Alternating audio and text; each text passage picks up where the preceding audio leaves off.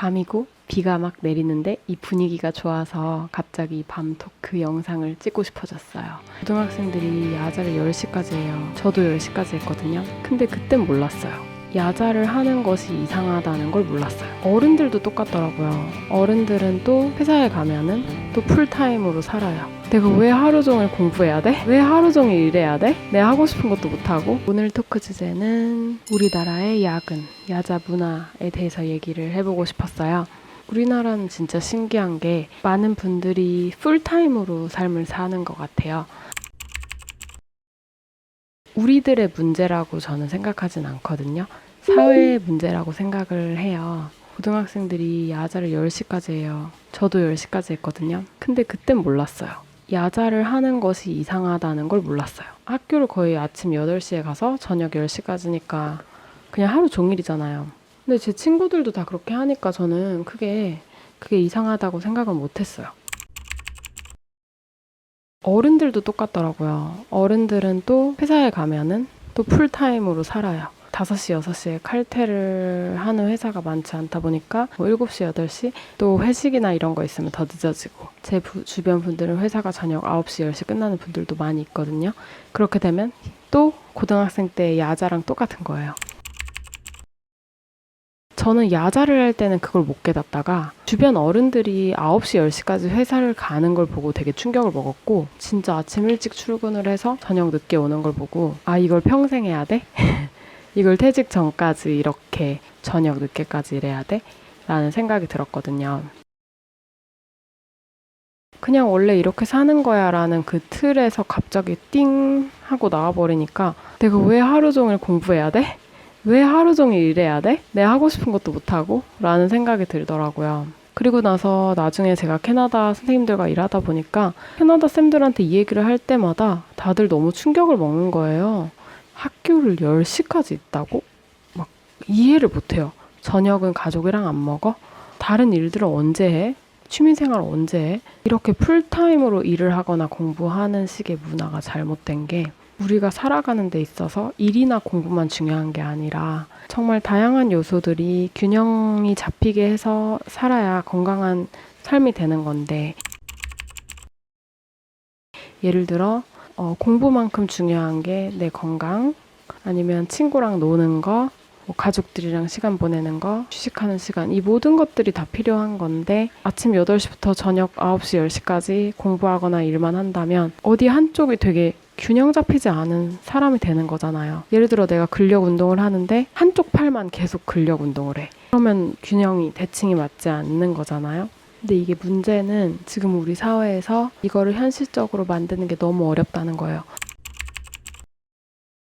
제가 이렇게 시간적으로 여유 있는 삶을 만들기 위해서 지금 한 5년이 됐어요. 이렇게 노력을 한지. 이게 미리부터 되지 않은 사람은 어쩌면 내가 시간적 자유를 원해도 여유를 원해도 그걸 바꾸기가 굉장히 어려운 상황일 수도 있어요. 나는 시간적 자유를 원하지만 내가 다니는 회사가 계속 회식을 요구를 한다든지 야근을 요구를 한다든지 할 수가 있거든요. 다행히 우리나라도 점점 주 52시간 이런 식으로 줄어들고는 있는데 이거는 정말 바뀌어야 되는 부분이라고 생각이 들면서도 그런데 현실적으로 어떻게 바꿔야 될까? 뭐가 문제일까? 정말 궁금하고 여러분들은 이 한국의 문제가 어떻게 해야 해결이 될 것 같으세요? 쉬운 일은 아닌가 봐요. 지금까지 그렇게 해왔기 때문에